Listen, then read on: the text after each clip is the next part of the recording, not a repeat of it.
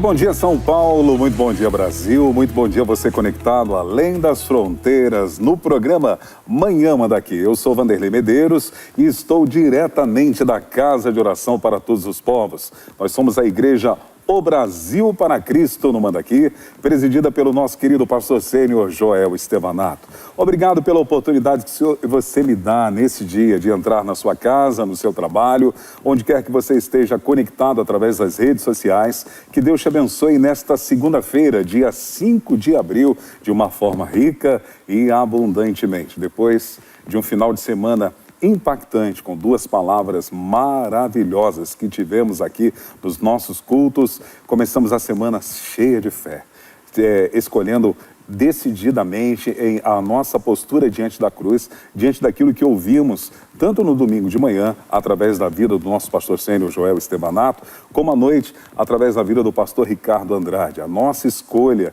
de nos posicionarmos e tomarmos posturas diante da cruz do Senhor. Muito bom, fomos muito edificantes e a semana continua. Hoje à noite é dia de culto emergencial online, presencial também. Você é o nosso convidado aqui na Avenida Ultramarino 616. Deus tem uma palavra para você hoje. E a programação continua, porque às 15 horas hoje, também aqui na Manda Aqui Online, você tem um encontro marcado com a Thalita Estevanato no programa Praise. Sempre uma proposta de adoração, louvor, música e você edificado através da vida dela e dos convidados que participam no programa Praise. Vamos amanhã mandar aqui notícias. Sri Lanka pressiona minorias religiosas. De acordo com o portal de notícias americano Human Rights Watch, HRV, o governo da Sri Lanka deve excluir uma lei de antiterrorismo do país. De acordo com as regulamentações de prevenção ao terrorismo, os cidadãos podem ser mantidos em detenção por até 2 anos sem julgamento sob acusação de causar desarmonia religiosa, racial ou, como disse a HR Namilo. O regulamento permite amplamente que as autoridades detenham e reabilitem qualquer pessoa que, por palavras ditas ou destinadas a ser lidas ou por sinais ou por representações visíveis, causem a prática da violência ou da desarmonia religiosa, racial ou comum ou sentimentos de má vontade ou hostilidade entre diferentes comunidades ou grupos raciais ou religiosos, disse o Grupo de Direitos Humanos do Sri Lanka. Além dos muçulmanos e dos hindus, os cristãos também foram alvo da lei da prevenção ao terrorismo. Vocês não podem escrever nada no Facebook. Não nos sentimos seguros para nos expressar. Eles poderiam prendê-los sobre qualquer pretexto, compartilhou um ativista cristão ao portal de notícias. No início desse ano, uma funcionária da ONU para os Direitos Humanos alertou que a impunidade, o discurso de ódio e a militarização do governo de Sri Lanka estava ameaçando os direitos humanos. No Sri Lanka, o cristianismo é visto como uma religião estrangeira. Ser ciganês significa ser budista. A conversão é considerada traição e converter-se do budismo só é possível quando se é forçado, de acordo com uma crença geral. O país ocupa um dos últimos lugares da lista de perseguição, segundo o site de Portas Abertas, é a observação de 2021 por esse mesmo site, onde os seguidores de Jesus enfrentam perseguição por parte do governo, comunidades familiares e grupos extremistas. E temos vários pedidos de orações e clamores e intercessão pela nação do Sri Lanka. Pedimos que devemos orar pelo Sri Lanka para que Deus dê sabedoria aos governantes para que liderem o país visando o bem de toda a população. Também há um pedido para que o Senhor abençoe os seguidores naquele país, os seguidores de Cristo, para que permaneçam firmes na sua fé, mesmo diante das perseguições que enfrentam. Interceda também por aqueles que ainda não conhecem o Evangelho, para que sejam alcançados através da palavra e tenham vida transformada. Que venham a serem alcançados pelo poder do Evangelho e que haja conversões, tanto dos líderes governamentais como dos líderes religiosos daquela nação. Vamos juntos orar pelo país do Sri Lanka e declararmos juntos que o Sri Lanka pertence ao Senhor Jesus. Daqui a pouquinho, após a oração pelos aniversariantes, nós iremos orar de uma forma geral pelos internautas e vamos incluir o Sri Lanka. Juntos vamos declarar que o Sri Lanka é do Senhor Jesus. Capital Paulista, agora são 10 horas e 13 minutos. Vamos à previsão do tempo. A mínima hoje é de 17 graus, a máxima de 27, sol com algumas nuvens, não chove. Aqui na igreja local, nós tivemos aniversário antes ontem, dia 4 de abril. Ontem, domingo, foi o aniversário da Elaine Dorvales Salles. Elaine, parabéns para você. Ontem também, dia 4, o aniversário do Gustavo Gonçalves Barbieri. Gustavo, parabéns para você, querido. Também ontem foi o aniversário da Heloísa Xavier Queiroz. Heloísa, parabéns para você. Hoje, dia 5 de abril, segunda-feira, é o aniversário da Gabriela Gaspar da Costa. Gabriela, parabéns para você. Hoje também o aniversário do professor, nosso querido Ivan Lima dos Santos. Ivan, parabéns para você, Deus te abençoe. A todos os aniversariantes que estão conectados através das redes sociais, recebam os abraços da Igreja Brasil para Cristo aqui no Mandaqui, dos nossos pastores Joel e Leonor Estevanato e também de toda a equipe da Manhã Mandaqui hoje. A equipe, como sempre, aqui, Celso Luiz, nosso diretor, Ângela Voltier, o nosso querido Felipe Nascimento e o Lincoln, a nossa formiga atômica que está por aí. Cadê ele? Ah, está ali em cima. Vamos orar? Quero orar por você e com você nesta manhã, em nome de Jesus. Querido Deus, nós entramos na Tua presença e Te louvamos por esse dia. Obrigado, porque o Senhor tem nos dado a dádiva do hoje. Hoje é um presente. Nós Te louvamos porque nessa manhã já fomos edificados através de um devocional diário, com a instrumentalidade do presbítero Rediane. Muito obrigado, Senhor, porque o Senhor tem falado conosco a cada manhã no nosso devocional. E agora nós Te damos ações de graças pela vida de todos os aniversariantes, aqueles que fizeram aniversário ontem e os que estão fazendo aniversário hoje. Pedimos que, da mesma forma que o Senhor foi com os anos anteriores, que os anos que virão, o Teu poder, a Tua mão, a Tua grandeza, a Tua provisão e o Teu cuidado seja, Senhor, notório sobre a vida de cada um deles. Dá a alegria da salvação, a prosperidade do Evangelho, leva-os a desfrutar de um crescimento, tanto em graça como em conhecimento, diante do Senhor e diante das pessoas também. Leve-os, ó Deus, a desfrutar em tudo aquilo que o Senhor tem projetado para a vida de cada um dos nossos irmãos que estão fazendo aniversário. Nós pedimos também, Deus, proteja-os debaixo das Tuas potentes mãos. Peço que essa proteção se estenda sobre todos os seus familiares. Guarda-os da mortandade, da peste. Guarda, Senhor Deus, de todos os ataques do homem mal intencionado, da mulher má intencionada. Guarde, Senhor Deus, da fúria de Satanás. Guarda, Senhor Deus, livrando-os de todo o mal. Que o Senhor seja a sombra descansando sobre a vida dos aniversariantes e que eles sejam amparados e guardados pelo Senhor. Muito obrigado. Nessa manhã, Pai, nós queremos apresentar também a nação da Sri Lanka nas Tuas mãos. Ela que é uma das nações que são uma das últimas do ranking de perseguição, segundo a missão Portas Abertas, Senhor. Que tantas fúrias, tantas situações, tantos ataques aos cristãos daquela nação, tenha misericórdia, fortifica-os na graça, fortaleça-os no poder do Teu Espírito e na palavra. Levanta, Pai querido, pessoas naquela nação para fazerem a diferença e que o poder do Teu Evangelho possa entrar no coração, Senhor Deus, dos idosos, dos jovens, dos adolescentes, das crianças e que líderes governamentais e religiosos se convertam diante de Ti naquela nação. Como igreja, junto com os internautas que oram comigo nessa manhã, nós declaramos que o Sri Lanka é do Senhor Jesus. O Senhor nos convida a pedir, pede-me e Te darei as nações por herança. Nós reivindicamos o Sri Lanka para o Senhor. Oh Deus, traz, Senhor Deus, o brilho da luz do Evangelho de Cristo ao entendimento, tirando todas as cegueiras espirituais.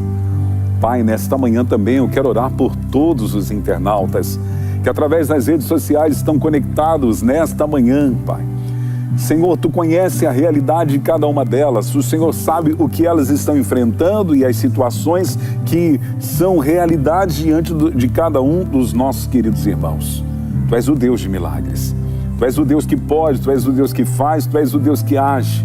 Tu és o Deus, Senhor Deus, que se manifesta porque Tu és o ressurreto e soberano das nações. O Senhor é a autoridade máxima, basta uma palavra Tua e tudo acontece, Senhor. Tu és o Deus do de repente, que entra nessa história e nessa realidade e modifica, Pai. Naquelas situações que já uma força humana, um poder financeiro, uma situação científica já não pode mais resolver. Aquilo que o homem não pode, aquilo que a ciência não pode, aquilo que a economia não pode, o Senhor pode. Então, aonde houver uma realidade que fugiu, Senhor Deus, qualquer expectativa humana, mas que precisa de uma intervenção sobrenatural do Senhor, nós cremos, Senhor. Tu és o Deus de coisas inéditas, Tu és o Deus de coisas fora do comum, então que haja milagres nessa manhã. Que haja milagres, mudanças de realidades, mudanças, Senhor Deus, em situações que esse meu amigo, essa minha amiga internauta ora comigo e pede ao Senhor, é ao Senhor, porque o Senhor é a nossa fonte, não há outra fonte a não ser o Senhor é a nossa esperança, não há outra esperança a não ser o Senhor. Seja conosco. Santifica-nos, Senhor Deus, nessa segunda-feira, bem como no decorrer de toda essa semana. Guarda esta casa, esta família, esta pessoa, bem como esse local de trabalho e esse profissional, nesse dia e durante essa semana, no nome de Jesus.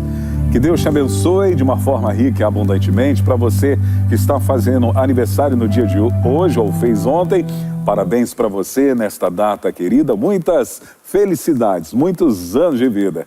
Eu vou ao intervalo, daqui a pouquinho eu volto com uma convidada especial nesta manhã para batermos um papo com ela. Eu tenho certeza que você vai ser edificado através da vida da teóloga, psicóloga, ela que é uma missionária. Aguarde aí, daqui a pouquinho eu vou apresentá-la. Então é logo depois do intervalo. Nós já voltamos já. Você está na Manhã Manda Aqui.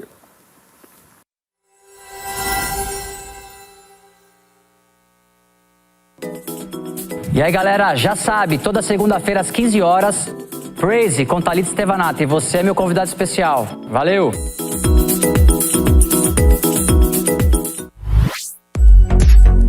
Liberte seu paladar do tradicional. Tenha novas experiências com as nossas pizzas gourmet. Baixe nosso aplicativo e use o cupom Primeira Pizza e tenha R$15 de desconto no seu primeiro pedido. Seu Zé Pizzas, levando o melhor para sua casa.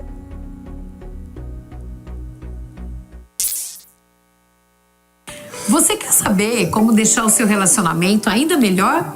Participe conosco. Programa Aliança de Amor. Toda sexta-feira, às 15 horas. Não perca!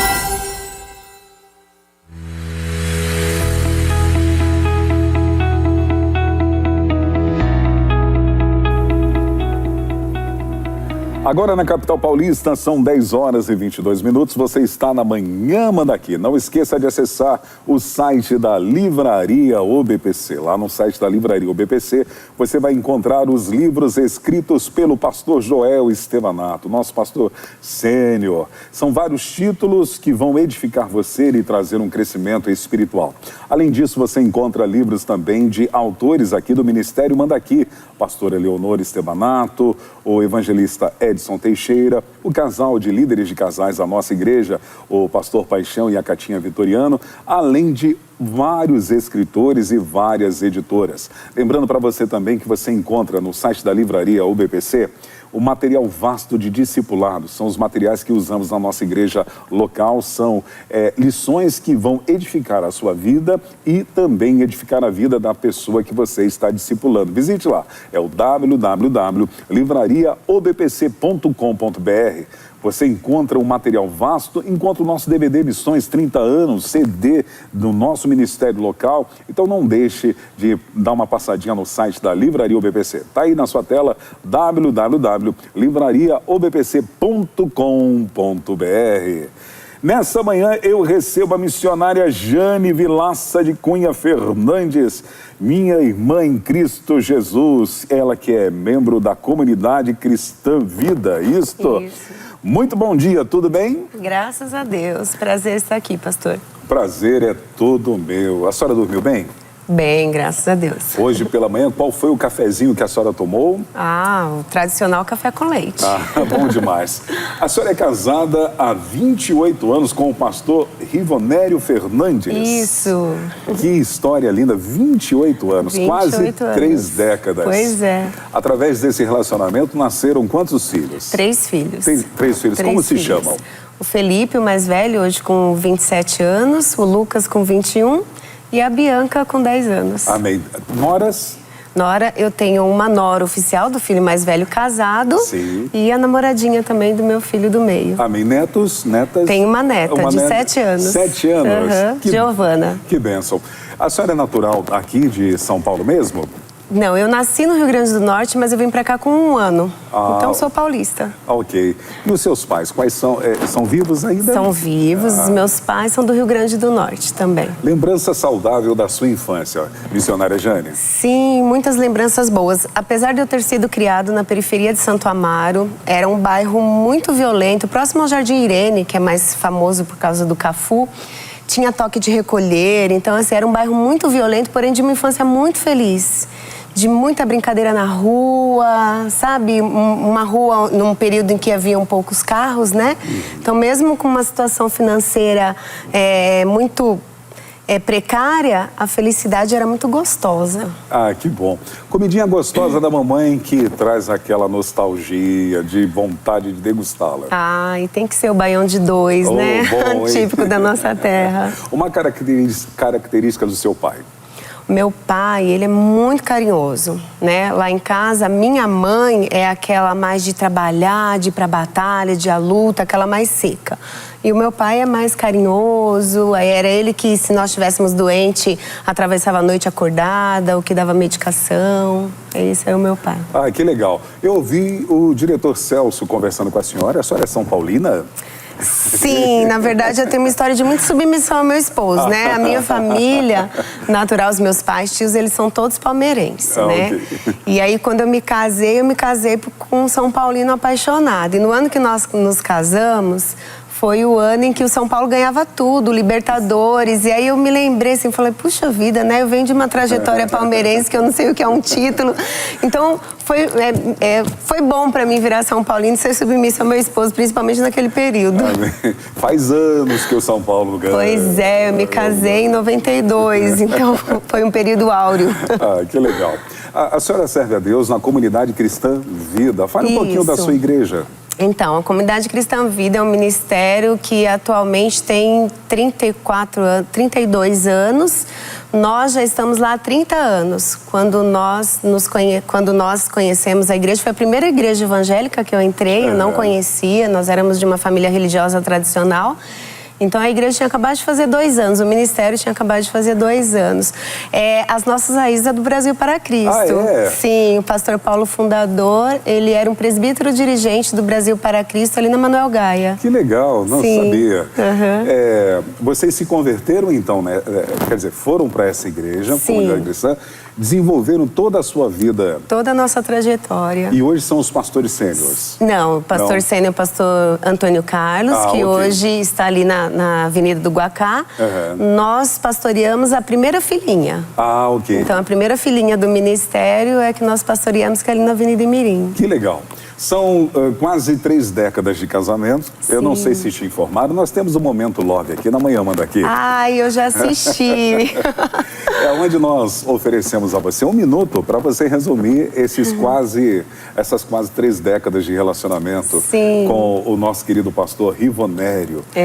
Então, fique à vontade, o momento é seu. Imagine você olhando nos olhos dele agora e expressando toda essa gratidão e fazendo a sua declaração de amor. Maravilha. Onde que é a câmera? Onde que eu consigo? Essa aqui? Ah, então que bênção. O meu esposo, ele é um presente de Deus. Nós começamos a namorar, eu tinha 14 anos, ele já ia fazer 19 anos. E eu não consigo ver alguém melhor para mim. Não sei se existe de fato, se isso existe, né? Que para toda panela existe a sua tampa, mas ele de fato é isso para mim. É meu pastor, meu esposo, meu líder e uma inspiração de Cristo na minha vida. Eu te amo. Glória a Deus, aplausos. Aí, Deus abençoe. Ele está assistindo? Está assistindo. Abraço, pastor. Deus abençoe o senhor. Amém. Deus abençoe a sua casa, a sua família. Muito obrigado. A senhora é missionária, teóloga, é conselheira, psicóloga, tem graduada em terapia cognitivo-comportamental. Estou graduando, né? Está graduando ainda, né? Sim. Puxa, que currículo bacana. Mas vamos começar lá do início, quando a senhora tinha 17 anos e teve um encontro com Jesus. Sim. Para você que não sabe, na família da nossa querida Jane, tinha a Lei dos Crentes. Conte-nos um pouquinho como foi isso e como se deu a sua conversão. Sim. Então, de uma família tipicamente nordestina, né, muito religiosa, idólatra, eu me lembro que nós crescemos escutando isso. A minha avó, minha avó materna, então ela sempre nos disse, né, que nos fins dos tempos surgiria uma religião que era a Lei dos Crentes e que desviaria muitos. E eu me lembro que eu cresci com isso, né, com essa mensagem na minha cabeça, cuidado com a lei dos crentes. E aos 17 anos, o meu primo mais velho, ele estava com 21 anos, era o primeiro que iria se casar. Então a família estava em festa, em polvorosa. E na quinta-feira ele decidiu fazer a despedida de solteiro. E na madrugada, retornando para casa, ele dormiu no volante, bateu o carro e ele faleceu. Então, assim, o mesmo salão que havia sido alugado para celebrar a festa de casamento dele foi o salão usado para fazer o seu sepultamento. E eu me lembro que foi a primeira vez na minha vida que eu me deparei com a morte. Né? Como assim? Alguém de 21 anos, no auge, né, da sua juventude, e algumas perguntas que nunca tinha me vindo, uma moça de 17 anos, né, que era, e agora, para onde ele foi?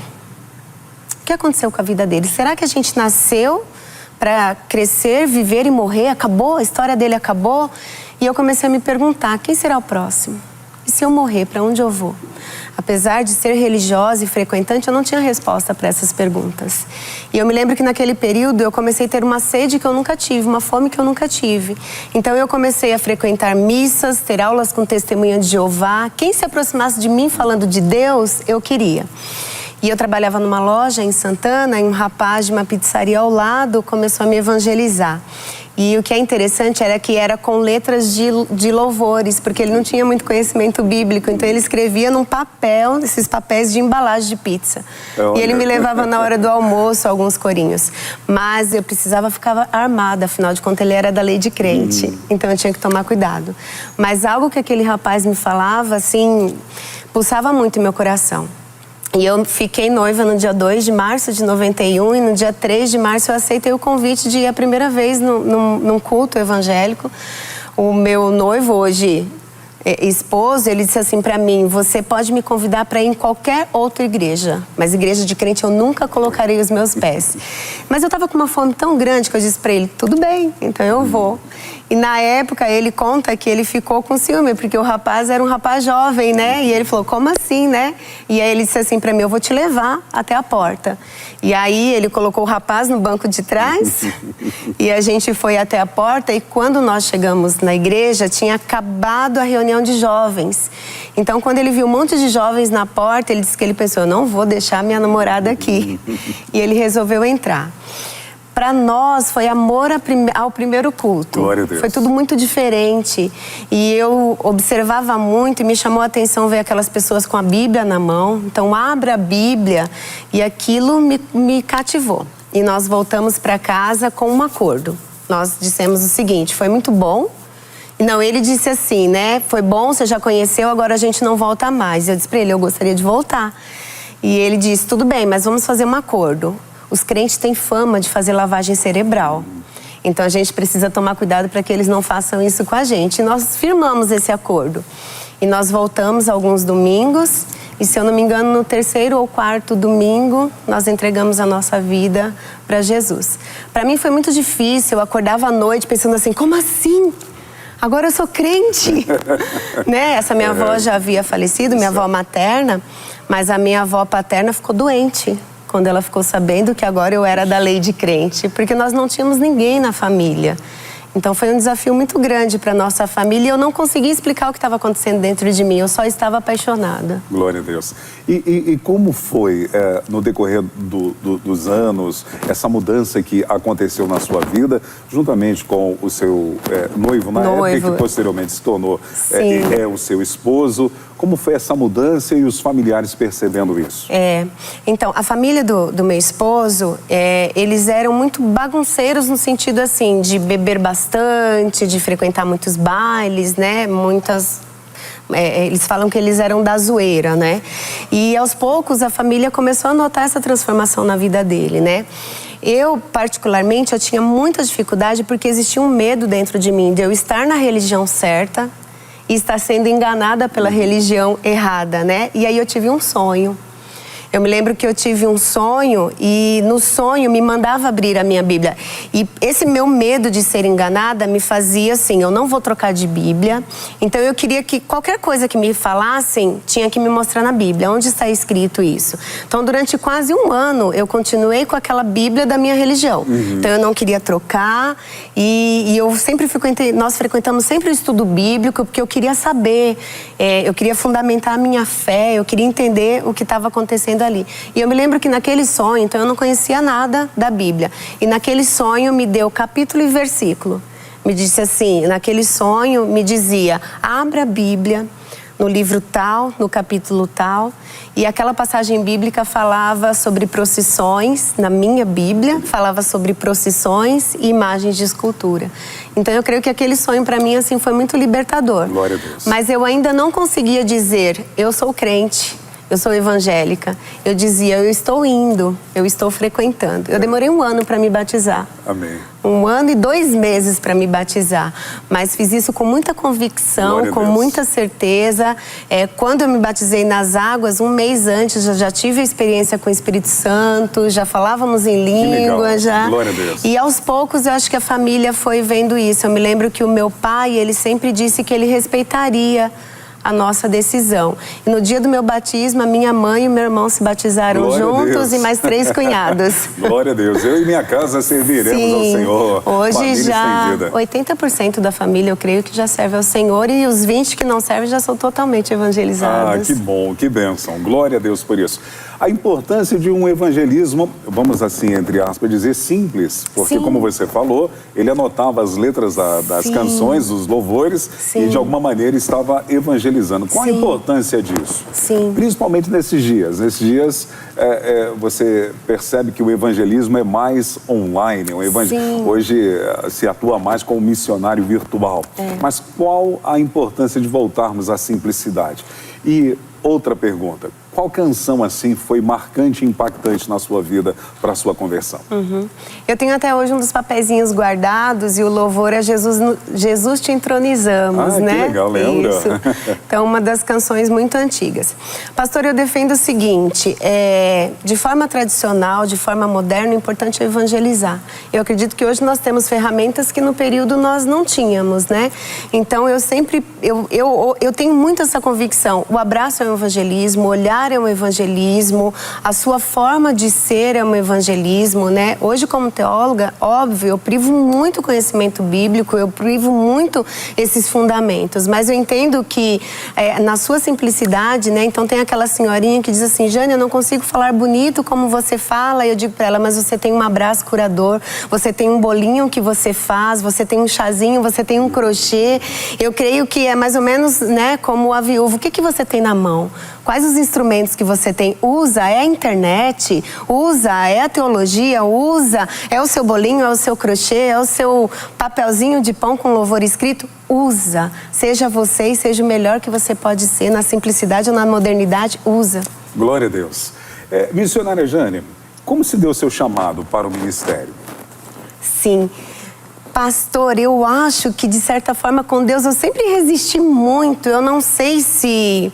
Eu acho que durante muito tempo eu sempre tive o meu freio de mão puxado. Apesar de ser aquela que sempre disse, eis-me aqui. Tanto que quando alguém me pergunta assim, Jane, como que eu vou descobrir o meu chamado? Eu sempre digo o seguinte, esteja disponível.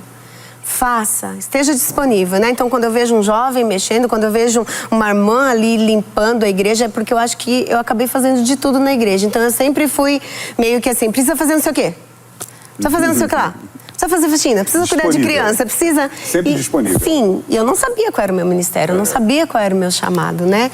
E então eu sempre estive muito disponível. Nós sempre frequentamos muito estudo bíblico. Sempre, na verdade, eu acho que a gente sempre frequentou tudo que havia na igreja. Certo. Então, quando virou a chave da conversão mesmo, então no começo eu tive essa resistência, mas acho que depois do meu batismo, no mesmo ano do batismo foi o ano que eu me casei, né? Então, um ano depois nós já nos casamos com o pastor Paulo, né, fazendo o nosso casamento, e eu me lembro que houve uma resistência, né, de dizer assim, se você for buscar lá no seu batistério, você ainda estará como solteira. Então, para eles era quase como se eu estivesse me amigando, porque eu estava casando numa outra religião, né. Aquilo doeu um pouquinho, mas ao mesmo tempo eu sabia que era um processo, que a gente precisava esperar, né, e até abrindo um parênteses, para mim foi uma honra muito grande, porque eu pude fazer a oração no sepultamento da minha avó, que foi aquela que adoeceu quando eu me converti, né? No sepultamento dela, os meus tios me convidaram para fazer, né? Alguns anos depois. Então a gente precisa guardar o agir do Senhor, verdade, né? Verdade. Nunca forcei, sempre na oração, sempre respeitando, né? Então o meu chamado, ele foi um processo, pastor. Quando houve o convite, por exemplo, eu ser diaconisa, eu resisti, porque tem sempre aquela sensação, nossa, eu não sou digna, como assim ser uma diaconisa? Né? Então eu tive uma resistência muito grande. Quando houve o convite para ser missionária, para mim foi apavorante, né? Porque depois da missionária Olindina, que é a esposa do nosso fundador, eu e a missionária Silvana fomos as primeiras missionárias do ministério. Então aquilo para mim foi muito assustador. Eu me achava muito menina, muito nova, mas também não dizia não. E aí veio o primeiro curso teológico, e depois veio a faculdade de teologia, e depois foi assumindo essa área de ensino na igreja. Então tudo foi acontecendo aos poucos. Eu tinha medo, mas eu não dizia não. Amém. E foi acontecendo. Para exercer a missão ao lado do seu esposo, geralmente as mulheres esposas de pastores, não generalizando, hoje isso está mudado, mas geralmente são chamadas de mulheres sem nome. Uhum. Como exercer essa missão com toda a excelência e ter nome, não ser uma mulher sem nome? Sim. Eu ganhei esse livro, assim que meu esposo foi consagrado a pastor, eu ganhei esse livro. E foi interessante como eu não me identifiquei com ele. Porque eu acho que desde o começo, mesmo na igreja, eu já era a Jane líder de teatro durante 10 anos, a Jane que fazia as coisas. Sempre foi ativa. Sim, eu sempre fui muito ativa. Então, e nós sempre fomos muito...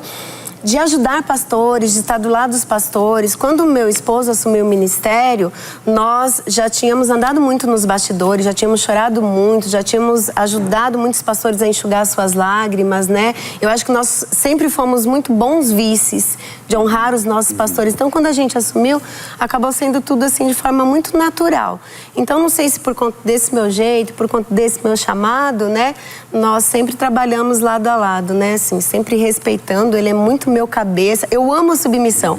Eu não sei se é porque eu venho da cultura nordestina, isso pra mim é muito lindo, é muito honroso, né? Não é um problema, é muito gostoso saber que tem um cabeça, né? Sempre muito bonitinho. Se eu vou pregar, se eu vou ministrar qualquer coisa, eu vou lá assim com a mãozinha assim pra ele, enquanto ele não põe a mão na minha cabeça e não me abençoa. Isso é muito gostoso, isso é muito lindo. Então não tem um problema com a mulher sem nome ou a esposa do pastor. Glória a Deus.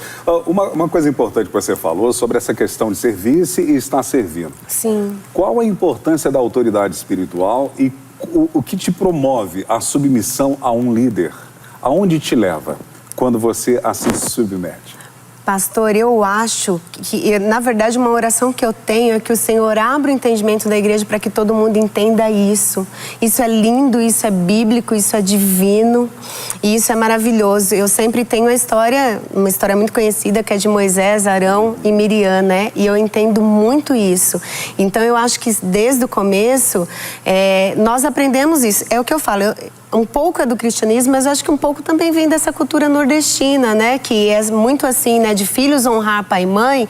Eu acabei não aprendendo no evangelho.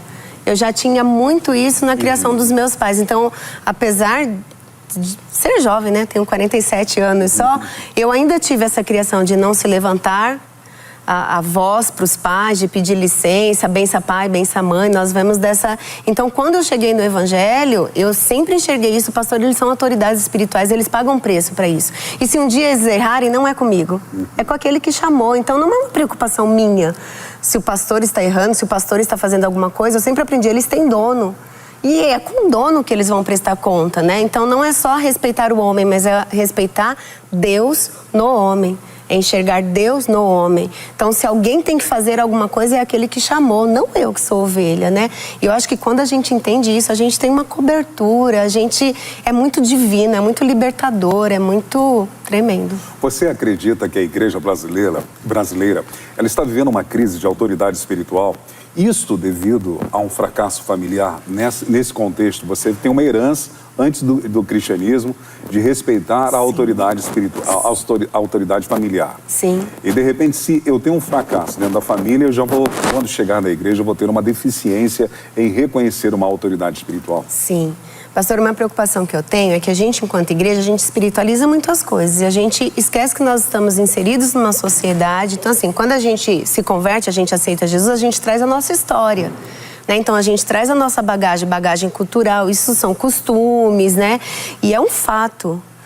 O que acontece na sociedade, ela acaba refletindo na igreja. Todos nós usamos um óculos e esse óculos, infelizmente, faz com que a gente interprete muitas vezes a Bíblia de forma errada, algumas passagens de forma errada. Então, assim, o fracasso da família, ela reflete, sim. O fracasso das autoridades, né? O Cláudio Duarte fala muito disso, né? Sobre paimonhas, né?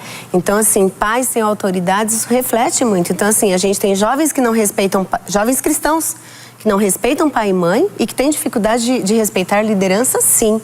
Então, existe um reflexo e isso precisa muito ser resgatado dentro da igreja e refletir na família, porque é uma via de mão dupla, né? Então, é resgatado na igreja, refletido na família, resgatado na família, refletido na igreja. Legal. Uma experiência com a pessoa do Espírito Santo que foi ímpar na sua vida, que você compartilha com seus familiares e vai compartilhar por toda a sua história. Pastor, eu acho que eu tenho algumas muito boas, assim, eu acho que eu tenho algumas, assim, fortes, mas eu vou te falar, então, a primeira que me veio agora aqui à mente, né, como eu disse que a gente vem dessa cultura nordestina, essa questão de família são valores muito grandes, né? E eu acho que desde quando eu me converti, eu tinha muito isso assim na minha família, né? É uma questão de honra, eu cuidar muito bem da minha família, porque eu vou estar adorando a Deus com isso, e isso é um fato, né? Mas a gente acaba ocupando o lugar de Deus na família também. E eu tive um episódio muito forte, esse meu filho de 21 anos, ele tinha meses, e ele pegou uma virose muito agressiva, aquela virose que vem assim, e de vômito, de diarreia. E eu me lembro que em questão de horas, o meu filho mais velho, né, ele tinha 6, 7 anos na época, ele foi acometido com essa virose também. Então, de repente, nós estávamos ali dentro de casa com o filho bebê vomitando, com diarreia, o filho de 6, 7 anos também vomitando e passando muito mal, e era aquela coisa que mal ficava de pé. Daqui a pouco eu escuto um vômito também, o meu irmão caçula estava lá em casa, na época com 12 anos, no banheiro, sabe, uma coisa muito violenta e que começou a acontecer em questão de horas. Dali a pouco era o meu esposo também. Então eu me lembro daquela cena de eu ter colocado colchões no chão no quarto, porque eles já não conseguiam levantar para ir até o banheiro. Então só eu estava ali em pé, cuidando deles. E eu fiz a seguinte oração: Deus, não me deixa ser contagiada com isso, porque alguém tem que cuidar deles. Por volta da meia-noite, mais ou menos, eles tinham pego no sono, eles estavam deitados ali, eu fui descansar um pouquinho. 00:30 eu comecei com mal-estar E aí eu dizia pra mim mesma, isso é coisa da sua cabeça, você limpou muito vômito e você tá achando que você orou. Você orou e pediu pra Deus que você não pegasse, né?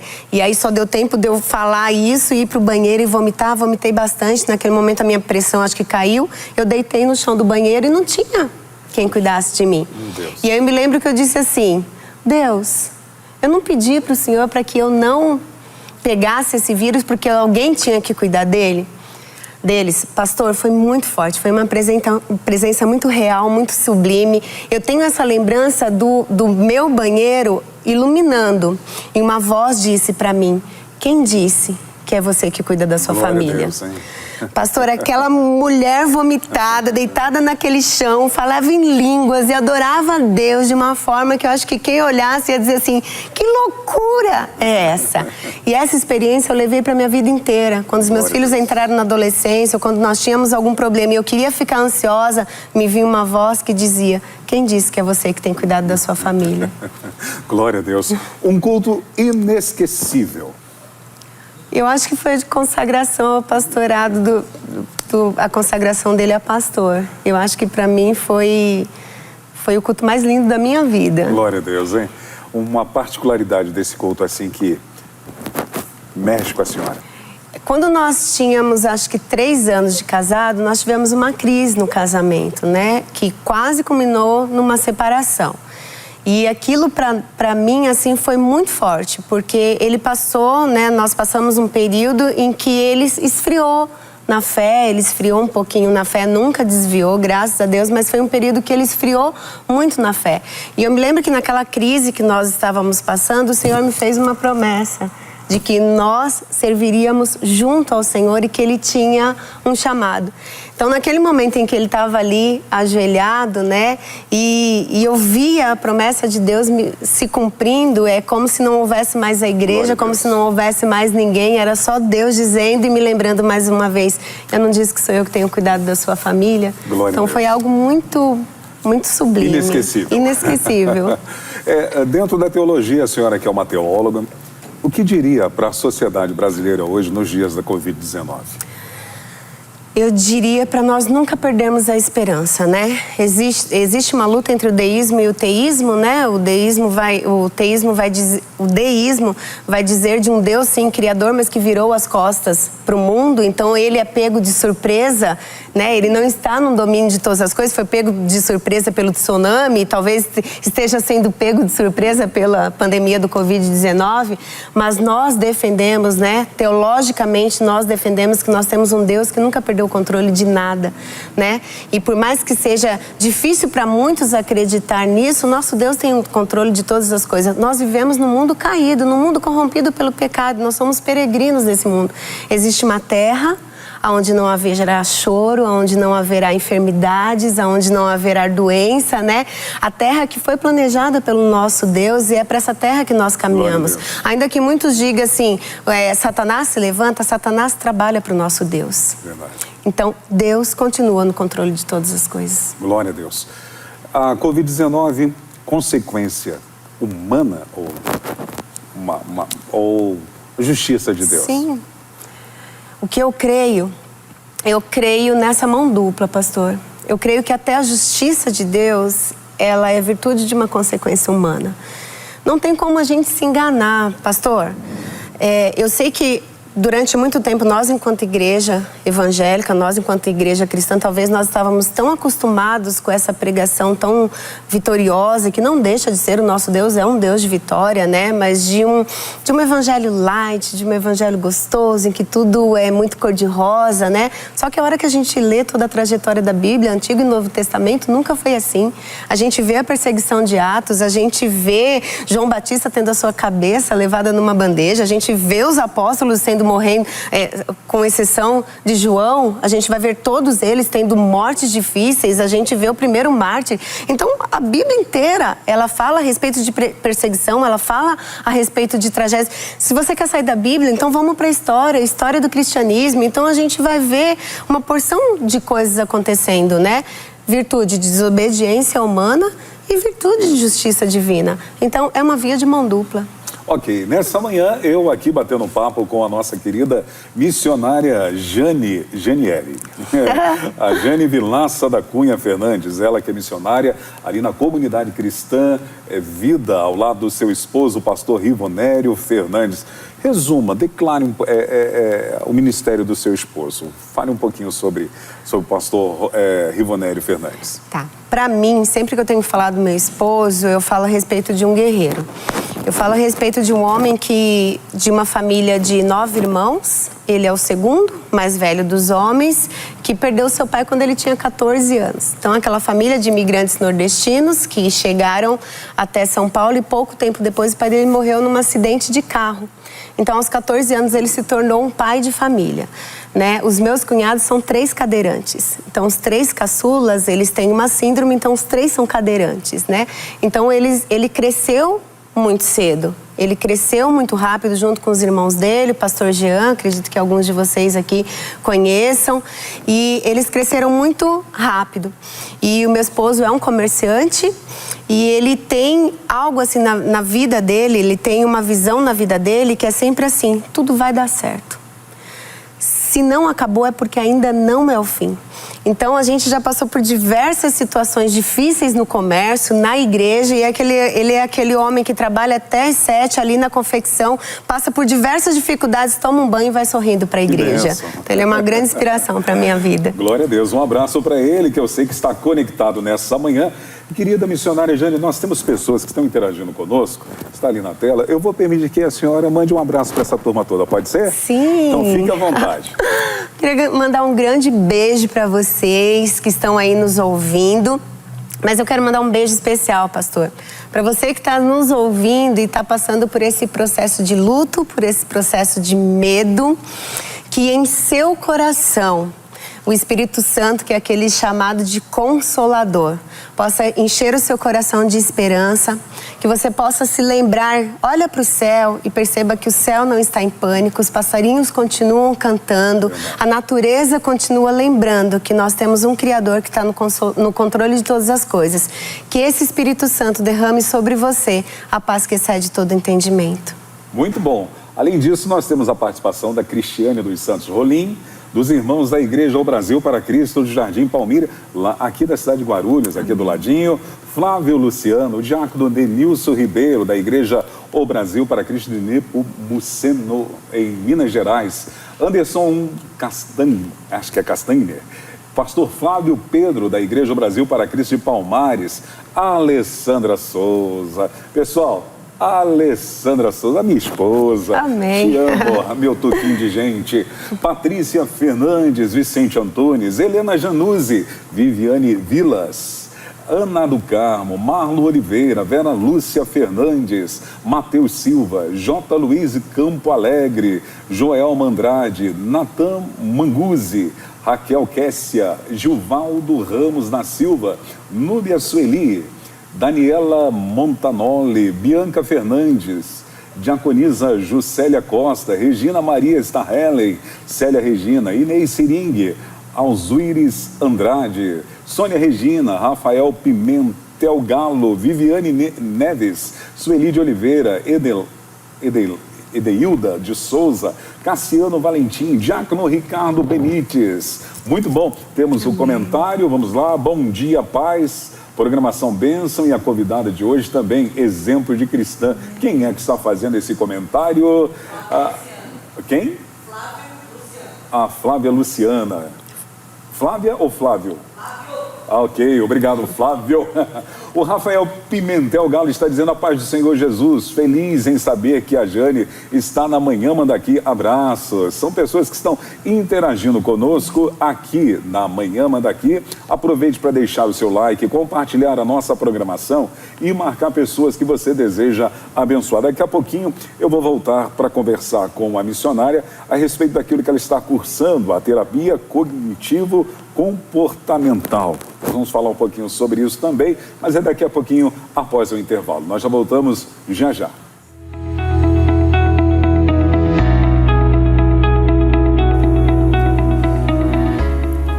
Agora na capital paulista são 11 horas e 1 minutinho. Você está na Manhã Manda Aqui. Eu aqui recebendo a missionária Jane Vilaça da Cunha Fernandes, a esposa do pastor Rivonério Fernandes. Ela que é teóloga, missionária, especialista em aconselhamento pastoral pela Faculdade Batista Teológica, graduada em psicologia pela Universidade 9 de Julho e também agora cursando, né, a sua graduação em terapia cognitivo-comportamental.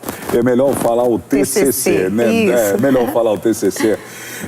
Querida missionária Jane, a importância do aconselhamento pastoral nesses dias, mais do que nunca, né? Sim, mais do que nunca. Eu concluí a pós em aconselhamento pastoral há 5 anos, mais ou menos, né? E eu me lembro que na época, quando eu fui cursar, eu acreditava que seria para eu lecionar. Então eu já lecionava em seminários e acreditava que seria uma graduação mais para que eu pudesse lecionar também. Mas quando eu estava cursando, eu descobri o quanto é fundamental, né? Porque nos prepara a entender um pouquinho melhor as pessoas, a entender as pessoas não só como um ser espiritual, porque a gente, né, enquanto cristãos, a gente foi ensinado, talvez, de certa forma, a espiritualizar demais e esquecer o humano, né? O funcionamento do cérebro, das emoções. Então, quando a gente entende essa tridimensão, homem como corpo, alma e espírito, nos ajuda a ter melhores ferramentas para cuidar melhor, né, dessa criação, da coroa da criação de Deus. Então, hoje, mais do que nunca, né? Amém. As perdas pela Covid-19 são irreparáveis, né? Sim. Mais do que nunca, como a igreja deve estar preparada para o aconselhamento com as famílias enlutadas? Pastor, eu compartilhei um pouquinho com a Ângela, né? Tem uma das fotos, eu não sei se ela vai mostrar, que foi no final, quando eu fui concluir a minha monografia. E eu escrevi um trabalho, isso há 4, 5 anos atrás, sobre a importância de conselheiros preparados. Isso aí eu brinquei que eu estava guardando os livros no dia da entrega da minha monografia, mas de fato foram todos esses livros lidos e consultados. Então tem esse aí, porque o meu TCC, ele fala sobre a importância de conselheiros preparados para cuidar de pessoas em luto. Só que isso eu escrevi há 5 anos atrás, pensando naquela 1, 2, 3 pessoas esporadicamente que entravam nas nossas igrejas passando pelo processo de luto. E o quanto é importante nós termos pessoas preparadas na igreja, né? Porque não adianta essas pessoas só escutarem o seguinte: Deus sabe de todas as coisas, fique em paz, Ele está bem, Ele está no céu, né? Existem perdas, existe um processo de luto, né? Como nós enxergamos alguém revoltada contra Deus, por exemplo? Essa pessoa pecou, está desviada, ou faz parte do processo de luto e ela simplesmente está triste com a única pessoa que poderia ter feito alguma coisa e não fez. Isso é um processo, né? E então eu fundamentei o meu trabalho nisso, só que ele ficou na gavetinha. Ele teve lá uma publicação na época e depois ele ficou na gavetinha. E algumas semanas atrás eu estava fazendo uma caminhada e conversando com Deus e acendeu uma luzinha assim, né? Dizendo, será que agora não é o tempo de você preparar esse estudo e distribuir nas igrejas, oferecer nas igrejas, porque todas as igrejas, sem exceção, estão passando por luto. E se ainda não está, infelizmente passará. E como a igreja ela deve se capacitar para isso? Né? Porque geralmente essa questão de aconselhamento acaba ficando um pouco mais sobre o ministério pastoral, de serem abordados para que haja um direcionamento. Sim. Mas a igreja na sua totalidade, sim, os membros, a importância de ter uma orientação básica para que possa tentar amenizar, sim, a dor daquela pessoa que está tendo essa perda. Excelente. O pastor, ele nunca vai dar conta, né? Só o pastor, só a esposa de pastor. Então eu sempre digo o seguinte: existe um chamado, existe uma vocação e existe o preparo. Então a vocação ela virá de Deus, mas o preparo ela precisa ser nosso. Então em todas as igrejas existem sim aquela líder de mulheres, aquele líder de homens, aquele líder de jovens, aquela irmãzinha que é mais procurada. E o que eu aconselho hoje, pastores, líderes, né, vocês que estão nos ouvindo, né, percebam quem são essas pessoas e prepare essas pessoas, né? Tem os pastores ali de longe, eu me proponho, pastor, não sei se pode deixar aí o e-mail, pode, né? Claro. Online, são 3, 4 aulas no máximo, e o senhor usou a palavra excelente aí, é um curso básico, são as coisas básicas que a gente precisa aprender nesse momento. Qual o processo de luto? O que é luto patológico, né? O que é o luto natural? Como eu, enquanto igreja, posso observar que esse meu membro, ele está no luto natural e que isso daqui a pouco ele vai passar, mas como que eu posso enxergar e ver que é um luto patológico, que eu preciso de uma ajuda profissional, que eu preciso sim indicar ele para um profissional, para um psiquiatra, para um psicólogo, né? Eu acho que nesse momento a igreja ela será essa triagem. Amém. Ela será aquela que vai acolher, né, esses cacos, né? Ela vai acolher essas pessoas totalmente quebradas. Não vou usar a palavra caco, não. Ela vai acolher essas pessoas totalmente quebradas e vai ajudar essas pessoas a construir um lindo mosaico. Amém. E elas não vão olhar mais para elas e se enxergar como caco, né? São palavras da doutora Rosana Alves. Eu acho que esse período, nós, enquanto igreja, seremos a porta de entrada, o pronto-socorro. E nós precisamos estar preparados para isso. Que bom. Qual o seu e-mail, se você quiser? Tá, meu e-mail é Jane, V de Vitória, C de Casa Fernandes, @gmail.com. Pode entrar em contato, a gente marca, a gente agenda, a gente faz via online com toda a segurança para que a gente possa estar disponibilizando aí esse preparo, né? E eu quero poder ajudar o máximo de igreja que eu conseguir. A senhora pode repetir, por favor, o e-mail? Tá, Jane, V de Vitória, C de Casa Fernandes, tudo junto, tudo minúsculo, @gmail.com. janevcfernandes@gmail.com. Além disso, como as pessoas podem encontrar a senhora nas redes sociais? Nas redes sociais, tanto no Face quanto no Insta, eu estou como Jane Vilaça, com C cedilha, Fernandes. Ok. Vamos aqui sobre a terapia cognitivo-comportamental. O que é e para que serve o TCC? Tá. Então, vamos lá. A gente tem a psicologia em si e uma vez que você tem a psicologia, você tem vários braços, vários segmentos, né? Então, a gente tem a mais famosa aí, que é a psicanálise de Freud, que todo mundo conhece. Nós temos terapias comportamentais, a gente tem Gestalt. Então, são linhas. Então, depois que você faz a psicologia, você tem a sua especialização. A minha especialização está sendo em terapia cognitivo-comportamental. E eu brinco, me perdoem os psicanalistas, mas eu já entrei na faculdade já apaixonada pela TCC por conta do meu orientador lá, pastor Abner Morilha, né? E lá na Batista Teológica. Mas eu enxergo a terapia cognitivo-comportamental em Romanos 12, quando fala assim, transformar-vos pela renovação da vossa mente, né? Apresentai a Deus o vosso culto racional. E assim você vai experimentar a boa, perfeita e agradável vontade do Senhor. Como que a TCC, ela trabalha? Ela trabalha na seguinte crença, você muda a cognição, então você muda as suas crenças, você muda os seus pensamentos, são as crenças distorcidas, as crenças que te adoecem, né? Então eu sou fraco, eu sou incapaz, tudo vai dar errado, eu não presto para nada. Você muda a sua crença, você automaticamente muda sentimentos e comportamentos. Ok. O TCC pode atuar no tratamento da depressão? Na verdade, é uma das linhas teóricas mais recomendadas na atualidade, tanto para depressão quanto para ansiedade. É ainda a doença do século, a depressão? Sim, porém, a Fiocruz, especialmente, eles estão saindo aí no estudo dos efeitos dessa pandemia na sociedade, nas emoções das pessoas. Então, assim, além da depressão, ansiedade e pânico está aí andando lado a lado. Então, assim, a depressão, durante muito tempo, ela foi o carro-chefe. Mas hoje, até no contexto geral dos seus amigos, vida de igreja e tal, né, nós temos observado que a ansiedade, As crises de ansiedade, crises de pânico, ela tem crescido também. Então ainda está em estudo, né? Não se sabe pós-pandemia o que a gente vai ter por aí. Um cristão sadio, ele pode ficar deprimido?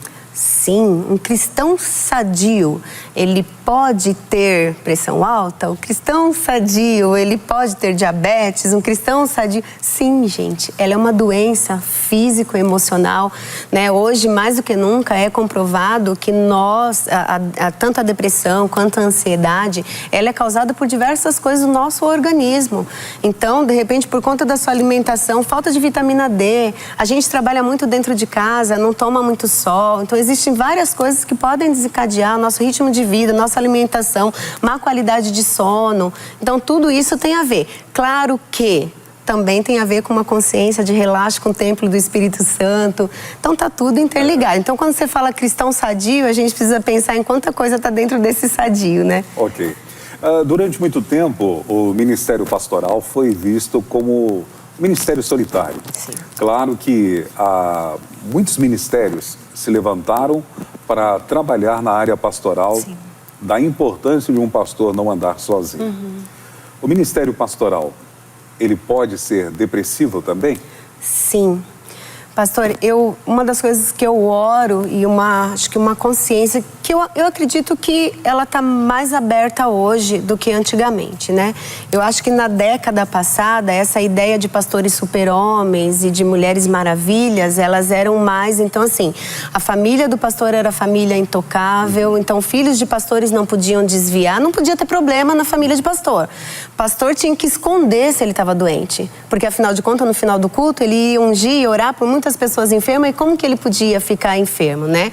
Eu creio, ainda existe, mas eu creio que isso tenha caído um pouquinho, eu espero que caia cada vez mais, né? Porque a gente tem visto pastores de mídia confessando, estou triste, estou precisando de ajuda, né? Sendo formado conselhos de pastores para que possa ajudar e que isso cresça cada vez mais. Somos humanos. E a gente precisa respeitar a nossa humanidade, né? Não que não seja, porque, por exemplo, um pastor, ele precisa ser mais seleto com os seus conselheiros do que aquele membro, né, que vai passar pelos seus problemas, hoje está triste, né? O pastor, ele precisa ser mais seleto. Mas é muito importante, pastores, missionárias, líderes que estejam nos ouvindo, tenham pessoas que você possa se aconselhar, que você possa só chorar, né? Eu sempre digo, todo mundo precisa de amigos de Jó, mas entenda, né? Que só sente nas cinzas e espere ele chorar, sem falar nada. Só esteja do lado e espere ele chorar. Amém. Por isso, há uma importância do pastor sempre ter alguém para prestar contas, né? Contas no sentido de aconselhamento, sim, né? Sim. O isolamento não é eficaz na vida ministerial. Não fomos criados para isso. Por isso essa sequela, quando a gente fala de isolamento social, a gente não tem ideia do que isso significa na mentalidade do ser humano criado por Deus. Deus nos criou assim, nós precisamos de abraço, pastor. Abraço cura, abraço silencioso cura. Então, isolamento social, eu sei que a gente diz, fica em casa, mas não é só sobre ficar em casa, né? Eu participei de um sepultamento no sábado e para mim foi uma das... Tive algumas experiências durante essa pandemia, mas no sábado foi mais forte, porque nós fizemos um cortejo dentro do carro e por ter sido morte de Covid, a sogra do meu irmão, e eu não pude abraçar o meu irmão, eu não pude abraçar a minha cunhada porque eles estão com Covid. Então, assim, emocionalmente foi a primeira vez, pastor. Foi a primeira vez ao longo de toda essa pandemia que eu fiquei mal. Eu fiquei muito mal no sábado. Eu voltei muito mal, porque a única coisa que eu precisava era abraçá-los. Então, não é só simplesmente um tempo de isolamento social. Para nós cristãos, nós somos um povo que abraça, né? Final de culto, a gente é um povo que se cheira, a gente é um povo que se abraça. Então, para nós cristãos, isso é muito sério. É verdade. Missionária Jane, vamos mandar um abraço para as pessoas? Ó, tem aqueles nomes lá, a senhora pode ler e mandar um abraço. Se tiver alguém que a senhora conheça, fique à vontade também, por favor. Sim, tem alguns que eu conheço, que delícia. Vamos lá, Renata Vilho, beijo no coração, Rê. Milton Carvalho, tia Davina e tio Cristalino, que Deus abençoe a vida de vocês. Lúcia Cleide, de Jaboatão, que linda, Deus te abençoe. Almira Cordeiro, pastor Paixão Vitoriano, pastor Miguel Sindás, Julimar Andrade, a Creidson, de Mairiporã, São Paulo, Cida Cruz, Lucas Ruas, Giovana Ramos, Leila Pereira, Jefferson Trívia, Deus abençoe. Olha, que bom, hein? A participação do comentário do pastor Milton Carvalho. Pastor Milton Carvalho é pastor do pastor Joel Estevanato. Meu Deus, que bênção. Uma honra, é um ícone da Igreja Olha Brasil só. para Cristo. Na verdade, nós temos duas participações aí de pessoas que são ícones da Igreja Brasil para Cristo. O pastor Milton Carvalho e o pastor Miguel Sindás. Pastor Miguel Sindás é uma referência também dentro da denominação Brasil para Cristo. Um abraço. Comentário do pastor Milton Carvalho. Glória a Deus por esse programa tão relevante. Parabéns pela missionária tão sábia. Vou orar para que o apresentador mude para o litoral norte. Um abraço, pastor Milton. A tia Sueli de Oliveira. Bom dia, paz do Senhor. Que entrevista abençoadora, excelente. Amém. Abençoadora, excelente. Obrigado, tia Sueli. Bianca Fernandes, minha mãe, beijo. Minha princesa. Obrigado pela sua participação, Bianca. Não esqueça de deixar o seu like, compartilhar a nossa programação e marcar pessoas que você deseja abençoar e edificar. Voltando para o TCC, quais as técnicas utilizadas? Pastor, são diversas técnicas que a TCC utiliza conforme as necessidades. A TCC é um tratamento muito prático. Então, o terapeuta da cognitivo-comportamental, ele instrumentaliza os seus pacientes. Então, o que a gente sempre diz é que a gente ensina o paciente a ser seu próprio terapeuta.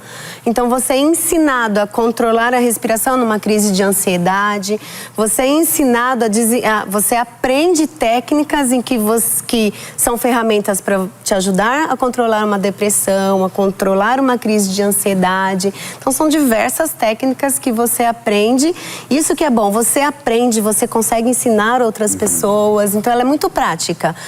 Na maioria das sessões, você vai embora para casa com alguma tarefa para você fazer ao longo da semana. Ok, então isso significa que todo mundo pode fazer esse tratamento do TCC? Sim, todas as pessoas com diversas situações, você não precisa necessariamente estar doente para autoconhecimento, para melhorar a sua performance, ela é muito indicada. Ok. Melhorar a performance. Me veio agora uma pergunta fora desse contexto que nós estamos falando. Vamos voltar para o púlpito novamente. Hoje, depois da moda de coach, o Brasil inteiro foi... Não o Brasil, o mundo inteiro, né? Sobre essa questão do coach, do profissional coach. Não estou aqui, de maneira nenhuma, desrespeitando ou algum tipo de preconceito. Mas você acha que os nossos púlpitos se tornaram um pouquinho uma mensagem mais de coach do que centralizada em Cristo? Pastor, é uma preocupação que a gente sempre terá. Quando eu comecei a fazer teologia lá no Mackenzie, eu tinha consciência de que eu estava indo para uma faculdade, que eu não estava indo para um seminário. Então, já lá na teologia, eu já tive essa preocupação. Então, eu já orava dizendo assim para Deus, que naquele período, eu pedi para o pastor para que eu cuidasse dos novos convertidos. Durante os meus 4 anos de teologia, eu cuidei de novo convertido. E o pastor perguntou, mas por quê? Agora que você foi, que você tinha que estar com obreiros, com seminaristas, eu falei, porque eu não posso perder essa essência do primeiro amor. Eu vou estudar muito grego, muito hebraico, muito calvino, então eu preciso estar ligado. Durante os 4 anos, eu lidei com eles, porque eu tinha medo. Eu tinha uma preocupação. A gente sabe que nós temos um impostor que habita na gente, a gente não pode brincar com ele. E eu dizia, pastor, eu tenho medo de eu ficar chata, de eu achar que a teologia pode substituir a simplicidade do Espírito Santo. Então, naquela época, eu já tive a preocupação. Quando eu fui para a psicologia, foi uma outra preocupação. Então, como eu disse para o senhor, é assim... o aconselhamento pastoral, ele é o meu grande sobrado, é a minha casa principal. E a psicologia, ele é um puxadinho. Ela está ali atrás. Quando eu... enquanto dirigida pelo Espírito Santo, preciso de alguma ferramenta da ciência, eu vou lá no meu puxadinho e eu pego. Mas o meu carro principal sempre vai ser isso. Então, eu acho que nós, enquanto pregadores, pastores, a gente precisa sempre saber disso. A gente pode usar todas as ferramentas Seja de coaching, seja da psicologia, seja um pastor que é um advogado, que é um médico, ele pode usar todas as ferramentas, desde que elas, todas elas, estejam sujeitas ao Espírito Santo e à Palavra de Deus. No dia em que isso inverter, e infelizmente, em alguns casos, a gente tem visto isso sendo invertido, aí se torna perigoso. Amém. Mas a gente tem que aprender, a gente tem que usar, são ferramentas. A gente só precisa entender quais os lugares delas. Amém. Eu percebo, conversando com você, que você tem uma experiência forte com o lado mais sobrenatural, com o Espírito Santo. Como ser uma pessoa equilibrada, não ser formalista pela teologia e não ser uma pessoa mística, mas encontrar o equilíbrio em você desfrutar de uma boa teologia respaldada pela palavra centrada do Evangelho, mas sabendo viver a realidade do sobrenatural. Sim. Pastor, quando nós estávamos conversando nos bastidores, o senhor citou um pastor, e se o senhor me der aqui a liberdade de citá-lo, que é o pastor Luciano Subirá. Sim. E para mim ele é uma inspiração nesse sentido, porque eu consigo enxergar nele, né, um homem que tem o conhecimento, né, que tem ali uma bagagem muito grande teológica, mas que tem a piedade. Então, assim, se nós não entendermos que os dois precisam andar juntos, e eu acho que eu volto naquilo que eu disse para o senhor, eu sempre tive uma preocupação do que a Jane pode fazer com ela, né? Então, eu tenho essa consciência de que um dia, sem o Espírito Santo, é tempo demais para eu me autodestruir. E o conhecimento... Então, assim, eu vou voltar novamente com todo o respeito, que faculdade linda, que bagagem maravilhosa que eu tive ali no Mackenzie, né? Como em tudo. Mas eu tive algumas experiências que me assustaram também, de ver grandes nomes, de pessoas imponentes, de quase não se pisar no chão. Então, quando a gente olha... E também vi nomes, por exemplo, de você pegar um grande nome de um homem que traduziu as Institutas do Calvino para o português, sentar com você, comer um pão com manteiga, olhar nos seus olhos e dizer assim: eu cruzei com você no corredor e eu era só uma aluna, e de uma simplicidade, de um amor, de ter Cristo nos olhos, e eu sempre olhei para essas pessoas e as tive como inspiração. Então, é muito isso, você não pode ficar muito lá no... Porque eu também já tive minhas decepções com profecias erradas, com meninice, então eu também tive muito ali as minhas decepções e eu também já me assustei aqui. Então, acho que o equilíbrio é o ponto central das nossas vidas, né? Glória a Deus. Voltando no TCC, há respaldo da ciência em sua eficácia? Sim. Na verdade, na atualidade... Por quê? Não que seja melhor, né? Então, mais uma vez, respeitando as outras áreas da psicologia que vão tratar com o subjetivo. Então, quando você vai tratar com o subjetivo, como que você vai, por exemplo, estudar experiências? Então, são coisas mais subjetivas para que você venha comprovar cientificamente. No caso da TCC, a TCC é mais palpável. Então, a TCC ela tem mais estudos científicos que comprovem a eficácia da TCC. Então, hoje, na atualidade, se você vai conversar com psiquiatras, uma boa gama de psiquiatras, quando pega ali o seu paciente e vai indicar uma terapia, eles indicam a TCC, por conta das comprovações científicas que na atualidade existe nessa linha teórica. Eu vou remapear o meu cérebro, é isso? Você não vai remapear o seu cérebro, que aí já seria PNL, já seria...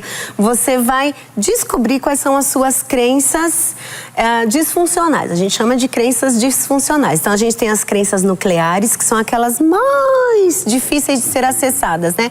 Que é aquela que o senhor escuta desde lá novinho e tal. Então, a gente vai entendê-la e a gente vai descobrir o que tem de errado com essas crenças. Por que a gente fala o que tem de errado com essas crenças? Porque uma crença nuclear na sua vida talvez não te atrapalhe. Então, ela não é uma crença disfuncional, mas talvez vai atrapalhar aquele jovenzinho. Não permite que aquele jovenzinho cresça, não permita que aquele jovenzinho vá além, adoece aquele jovenzinho. Então, para ele é disfuncional. Então, nós vamos trabalhar naquela crença, vamos ver o que ela tem de errado e vamos ver como que ele pode pensar diferente. Tá, mas por que você acredita nisso? O que tem de verdade? O que tem de mentira? E vai ensinar ele autoconhecimento. O que você pode fazer diferente com isso? Quem disse que você não é capaz? Você já tentou? E aí você vai trabalhar medo, você vai trabalhar insegurança. Entendi. É linda. Existe regressão? Existe, na verdade, uma linha mais voltada para a psicanálise. Existem profissionais responsáveis que fazem isso, hipnose, não tem nada a ver com demônio, não tem nada a ver com você sair do seu corpo. É ciência, cientificamente provado. Eu, particularmente, conheço um pastor que é uma inspiração para a minha vida.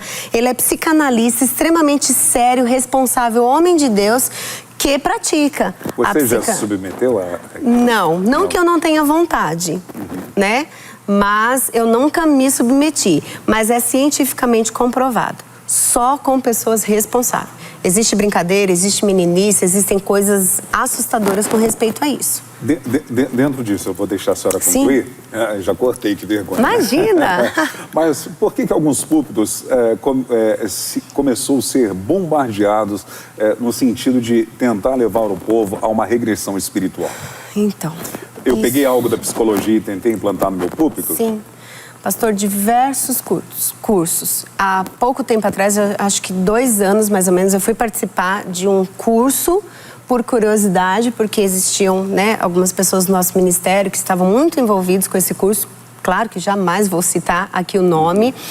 E aí, quando eu cheguei nesse curso, foram 2 dias de imersão nesse curso, era 99% psicologia. Então, era 99% de uma imersão na psicologia, e o que esse curso prometia é que era a partir do momento em que você passasse por uma sessão daquela, você ia ter um verdadeiro encontro com o Espírito Santo.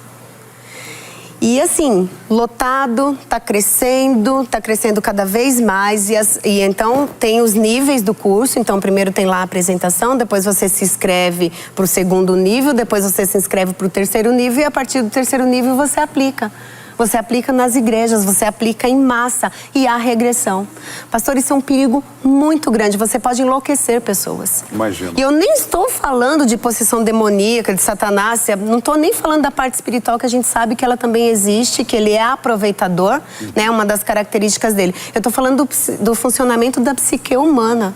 O estrago que isso é capaz de fazer. Pelo amor de Deus, não se submeta. Né? Uma das coisas que eu sempre digo, assim, eu acho que uma preocupação dos pastores é que houve um tempo em que nós éramos responsáveis pelo alimento que as nossas ovelhas comiam. Então a gente zelava pelo altar, quem a gente trazia para os nossos altares, porque a gente era responsável e a gente dizia, eu zelo pelo alimento que as ovelhas estão comendo. Hoje o Senhor não consegue mais controlar. A internet está aí. A gente não tem ideia do tipo de alimento que os nossos membros estão comendo, né? Então hoje a gente sempre diz, o que você está assistindo? Quais os pastores que vocês estão assistindo? Traz pra gente, diz pra gente. E a gente chega a citar Hernandes Dias Lopes, Joel Estevanato. Gente, come. Esse tipo de alimento, a gente está dizendo assim, são alimentos bons. Agora, pelo amor de Deus, cuidado. Verdade. E nós, enquanto povo brasileiro, a gente é muito místico. Isso faz parte das nossas raízes. A gente sai do signo. Então eu não quero saber esse meu signo, mas eu vou atrás do profeta para saber o meu futuro. Se o dia vai ser bom. Por que a igreja deixa se levar por tudo isso? Eu lembro de uma vez que uma pessoa me ligou, isso há muitos anos atrás, e ela dizia assim, rapaz, eu tô com uma unção tão legal, é bacana. Eu falei, pô, que legal, qual é? Aí eu oro, as pessoas ficam coladas na parede. Meu Deus. Eu falei, o quê?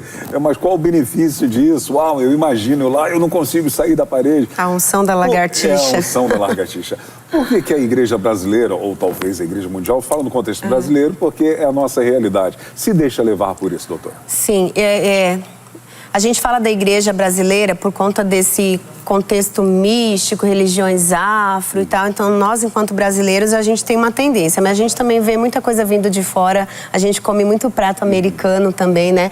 Então, eu prefiro acreditar que isso é um pouco mais intrínseco ao ser humano, né? Do querer a novidade, talvez controlar Deus, a busca da fama. A minha unção é melhor do que a sua. Ou uma vaidade espiritual. Sabe, eu acho que são tantos pontos que a gente poderia colocar aqui. E aí, quando o senhor me perguntou por que a igreja se deixa levar, tá na Bíblia, né? Errais por não conhecer as Escrituras nem o poder de Deus. É isso. E volta lá atrás, a submissão aos meus líderes. Pelo amor de Deus, você tem um pastor. Você está sob uma liderança espiritual. Então, para de comer lá fora, de ir atrás de fantasia e depois vir totalmente doente, desmontado para o seu pastor, né? Coma do seu alimento, né? Se as ovelhas soubessem a preocupação que existe, né, na vida de um pastor e de um líder com as suas ovelhas, então honrem mais isso, se preocupem mais com isso. É verdade. Saber sempre quem coloca a mão sobre a nossa cabeça é importantíssimo, né? As pessoas, às vezes, se deixam levar como Sim, autoridades espirituais, gente, isso é muito sério. Voltando no TCC, um tratamento de TCC dura, em média, quanto tempo? Tá, a gente não fala muito de tempo porque existem, cada caso ele sempre será um caso. Então, você tem um tratamento de 6 sessões, de 8 sessões, você tem de 2 anos, 3 anos, dependendo, né, de uma síndrome que você tiver, né, se você tem alguns desvios de temperamento, se você tem alguma doença, né, talvez seja eterno. Algumas pessoas, síndrome, né, você tem burnout, você tem várias outras enfermidades que você precisa de um acompanhamento médico e terapêutico a vida inteira. E você tem outros tratamentos que são bem rápidos. Missionária Jane, e como identificar quando foge do lado da psicologia e vem para o lado espiritual? Como você consegue discernir isso? Se a síndrome que eu estou vivendo, se a situação que eu estou vivendo emocional, ela deixa de ser uma coisa psíquica e passa a ser espiritual. Sim. Na história de vida, conforme você vai seguindo as sessões, a gente consegue diagnosticar, né? Isso é um fato. Na história de vida das pessoas, eu, por exemplo, peguei paciente em que o caso dela, aquilo que ela estava passando, surgiu a partir de ela participou de uma sessão espírita. E aí houve uns rituais, umas coisas, e a partir daquela sessão espírita que ela participou, ela teve síndrome de pânico, começou a ver coisas, então a gente vê que tem uma ligação espiritual muito grande. Só que mesmo tendo uma ligação espiritual de possessão demoníaca muito grande, você não pode deixar de lado uma mente, um cérebro, umas emoções que foram impactadas. Então você vai trabalhando os dois. Eu sempre oro, pastor. Sempre, seja qualquer caso. Existe sempre a dependência do Espírito Santo, mesmo no caso mais simples. Alguns casos são muito nítidos, assim, você sabe que é. Outros não. Claro que, né, eu ainda estou concluindo agora, né? Eu ainda não tenho CRP, então eu não atendo como psicóloga ainda. Eu só atendo como aconselhamento pastoral. E aí lá no consultório, como conselheira pastoral, lá eu tenho total liberdade, né? Então, mesmo pessoas não cristãs que me procuram, elas sabem que elas estão procurando uma conselheira pastoral. E eu deixo sempre bem claro, eu ainda não tenho CRP, eu estou concluindo o meu curso agora. Então, a liberdade que eu tenho lá no meu consultório, na igreja, eu não terei no meu consultório lá fora, Entendi. né? Então, serão coisas... Eu não posso fazer uma oração como eu faço hoje lá. Missionária Jane, qual conselho você daria para as pessoas que, às vezes, com uma falta de vigilância, abrem brechas e portais espirituais que causam as enfermidades emocionais? Sim, a gente fala, eu sei que são termos, né, que teologicamente criam alguns debates, né, quando a gente fala sobre a legalidade, né, o pecado em si, ele é uma legalidade, né, e, enfim, várias coisas, por exemplo, uma experiência como essa de regressão, são legalidades que nós damos. Então, mais uma vez, eu vou voltar naquela tecla. Cuidado, vá para a simplicidade. A Bíblia ela é muito simples, pastor. É a gente que complica tudo. Então, vá para a simplicidade. Cuidado com essas novas ondas. Ah, mas é tal, psicóloga, não sei o que, Senhor. Eu sou serva do Senhor. Se a psicologia e todo conhecimento não se sujeitar a isso, eu me torno um instrumento sem validade nas mãos de Deus. Então, mais uma vez, eu digo, cuidado, se você é conhecedor, não sei há quanto tempo você tem uma bagagem espiritual, cuidado com essas novas ondas. Cuidado, né, com muito conhecimento científico, vá para a simplicidade. Vá para a simplicidade, firme-se numa igreja, tenha consciência. A sua igreja está respaldada na Bíblia. É uma igreja temente ao Senhor. Não é, minha igreja tem muita meninice, tem muita coisa. Então, ore ao Senhor, peça aí o discernimento para Deus, vá para uma igreja séria, porque eu falo, né, pastor, infelizmente hoje, eu sou do tempo dos panfletinhos de evangelismo, que tinha lá o carimbo, procure uma igreja evangélica perto de você. Hoje a gente já tem um pouco de dificuldade de fazer isso, né? Procure igrejas sérias, respaldadas na palavra, mas que não diminui também o agir do Espírito Santo. O TCC, ele atua também com pessoas que têm dependência de vícios, não só químicos, mas jogos, pornografias e outras coisas mais? Sim, pode parecer pretensão dizer que é uma das técnicas mais indicadas também na atualidade por conta dessa parte prática da TCC. Então, ela vai dar desafios, ela vai dar técnicas, ela vai dar automonitoramento, autoconhecimento. Então, é uma das técnicas mais indicadas também para as pessoas que estão no processo de libertação de drogas, de álcool, de todos os vícios. Vícios de pornografia. Então, você pega lá o vício de pornografia, você vai fazendo uma dessensibilização. Então, você vai diminuindo aos poucos. Então, a pessoa vai se impor regras de pegar pessoas parceiras, em que ela vai colocar uma senha em que ela só consiga tirar essa senha quando uma pessoa parceira, tirar junto com elas. E aí você vai fazendo um monitoramento, nada muito agressivo. Vamos lá, um dia de cada vez, tudo aos pouquinhos, de tempo em tempo é feito Você volta e começa a comparar. Como foi que você chegou aqui? Eu acessava pornografia 3 vezes ao dia. Então, nós agora estamos em 2 meses de tratamento. Como que tá? Eu estou acessando 1 vez só ao dia. Dali a 2 meses. E agora? Não, eu estou conseguindo acessar agora só 1 vez por semana.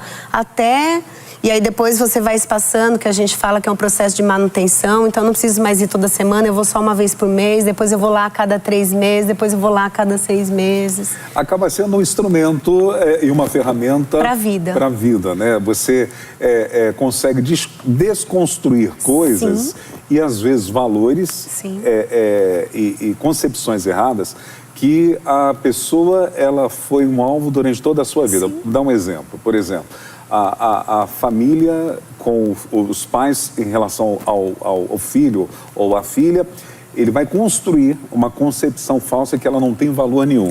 O TCC vai desconstruir isso para construir nela o valor verdadeiro e, através do cristianismo, oferecer Cristo. É mais ou menos isso? Mas uma vez eu digo, eu posso pegar o TCC e deixar ele de lado e trabalhar só com Romanos 12. Amém. É que eu falo, é o meu quadro, né, que eu posso usar e que é a minha regra. Ela está baseada ali.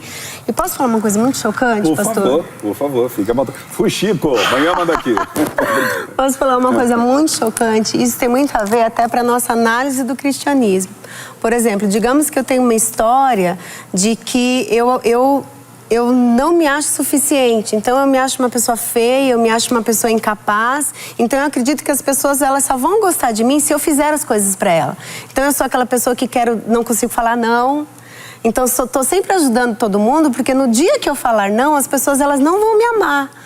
E aí, eu sou aquela pessoa na igreja totalmente ativa e eu acredito que é porque eu sou apaixonada pela obra, quando na verdade é porque eu me sinto tão incapaz, eu não me amo. E aí eu não consigo falar não, eu me sobrecarrego, eu não tenho tempo nem para orar. Porque eu não consigo falar não para nada. Eu sou uma funcionária de Deus, eu sou uma funcionária de todo mundo. Porque no dia que eu falar não, o pastor não vai mais me amar. As pessoas não vão mais me amar. E aí eu me sobrecarrego, eu nem sinto Deus. E aí no dia que o Senhor me tirar o meu cargo, eu perco o meu chão, eu perco a minha identidade, eu perco quem eu sou, porque eu ainda não consegui me enxergar como filha. Eu não consegui ainda me amar como quem eu sou e não pelo aquilo que eu faço. E aí mais uma vez, né, a gente vai naquilo. Eu sou tão filha de Deus, eu sou tão projeto de Deus que o trabalhar para Ele se torna um amor, se torna uma consequência. E eu vou entender que no dia em que eu falar não para o Senhor não vai me amar mais ou menos. Porque eu sou a tua ovelha e o Senhor me ama por ser ovelha e não por aquilo que eu faço. Glória a Deus. Então é uma cura. Que bênção, que bênção. A terapia do TCC costuma ser aliada com medicamentos? Depende muito do caso. Então, tanto a TCC quanto todas as outras áreas, psicanálise, gestalt, todas as outras, nós temos os casos que precisam de medicalização e nós temos os casos que que tem tratamentos genuínos e totalmente comprovados sem a medicalização. O TCC é um dos casos que faz menos uso, que consegue ser mais eficaz sem o uso da medicalização. Mas a medicalização, ela é indicada, até mesmo porque muitos terapeutas cognitivos comportamentais, eles recebem casos já vindos e indicados de psiquiatras, que são aqueles que indicam a medicação, né? Nós, enquanto psicólogos, não medicamos, não indicamos medicalização, somente o psiquiatra. E quais são os benefícios da TCC em relação às pessoas que sofreram abusos? Nossa, muitos, porque ela vai tratar a cura, ela vai tratar o perdão, ela vai resgatar a identidade daquela pessoa, porque muitas pessoas que sofrem abuso, pastor, elas lidam com uma culpa satânica. Elas lidam com uma culpa de que o que eu fiz para atrair, por exemplo, a atenção do estuprador, né? É aquela história de que a pessoa foi abusada porque andou com um shortinho, né? A pessoa foi abusada porque estava de madrugada na rua e aí aquilo na cabeça da pessoa fica, né? De alguma forma eu tive culpa. Então porque muitas vezes o abusador foi o pai. Porque muitas vezes o abusador foi o tio, então aonde eu fui culpada, então tem tanta coisa muito boa para se trabalhar, muito linda. Então tem um resgate primeiro da pessoa, depois do perdão, para ela entender que ela é mais do que um corpo que foi abusado. E aí você ressalta as características, as qualidades, o que ela tem de bom. Amém. Nessa manhã recebi aqui a nossa querida missionária Janine Vilaça da Cunha Fernandes, ela que atua ao lado do seu esposo, pastor Rivonério Fernandes, na Comunidade Cristã Vida. Qual o endereço da comunidade? Avenida Imirim, número 3.895, aqui no bairro do Imirim. Os dias de cultos, apesar da exatamente. Então nós temos as segundas-feiras, tudo está online também, né? A gente ainda, ontem foi liberado, mas a gente já tinha totalmente se programado para tudo online, então o conselho ainda está em oração, vendo se a gente vai abrir agora nos próximos dias, mas nós temos as segundas-feiras, culto de intercessão, às terças-feiras nós temos o estudo bíblico, às quartas-feiras nós temos o culto, aos sábados são os cultos de jovem, aos domingos às 19 horas nós temos o culto da família. Amém. Novamente os seus, como eu acesso as suas páginas nas redes sociais? Nas redes sociais, tanto no Facebook quanto no Instagram, Jane Vilaça Fernandes, o meu e-mail é janevcfernandes@gmail.com. Tá aí. Vamos mandar um abraço para as pessoas que estão interagindo conosco. Por favor, Jane, fique à vontade, missionária. Damiana Jales, de Teresina, Esther Marcelo, de Itaquaquecetuba, Rejane, de Maravilha, Santa Catarina. Que maravilha, que bênção. Marlene Silva Souza, Cíntia Souza, Silvana Jovita, nossa líder, nossa missionária. Um abraço. Um beijo. Sim, o pastor Antônio Carlos, nossos líderes. Aprendi demais com eles. Eu acho que tudo que nós sabemos ministerialmente, nós aprendemos com esse casal. Os amo demais. Diogo Brito, de Mogi das Cruzes, Kalina Melo, de Teresina, Piauí, Geraldo e Dirce Ottoni, Luciane Braga, Naomi Morimoto. Muito bom, nós temos o comentário da Vera Lúcia Fernandes. Essa missionária me ajudou e ajuda muito. Que Deus a abençoe sempre. Aí o comentário, Patrícia Fernandes. Você conhece a Patrícia Fernandes? Que orgulho dessa mulher de Deus. Amém. São pessoas interagindo conosco. A Luciane Braga. Jane, você é uma bênção de Deus em nossas vidas. Te amo. Tá aí a Luciane Braga. Muito obrigado por você que interagiu conosco através das redes sociais. Não esqueça nunca de deixar o seu like, compartilhar a nossa programação e marcar pessoas para serem edificadas através do bate-papo que estamos tendo aqui com a missionária Jane. Missionária, quero te agradecer a sua presença. Aquela foto lá um dia eu vou colocar, olha que coisa feia, Jane, olha só que coisa feia. É o Celso Luiz dizendo que o tempo acabou. Qualquer dia. Minha querida Ângela Voltier, o dia que você colocar essa foto aqui nas redes sociais para mostrar, eu vou pedir a Alessandra Souza, a minha esposa maravilhosa, para fazer um bolo para você. Mas tem que ter coragem de colocar. Para você que está aí do outro lado, muito obrigado. Missionária Jane, as suas considerações. Temos que fazer outros programas com a missionária, né? Vai ter que continuarmos batendo papo. trazer... olha, o diretor está dizendo aqui que nós temos aqui sempre às quintas-feiras um debate. Amém. Aí nós convidamos 2 pessoas sempre e o pau quebra, né? Ah, que delícia.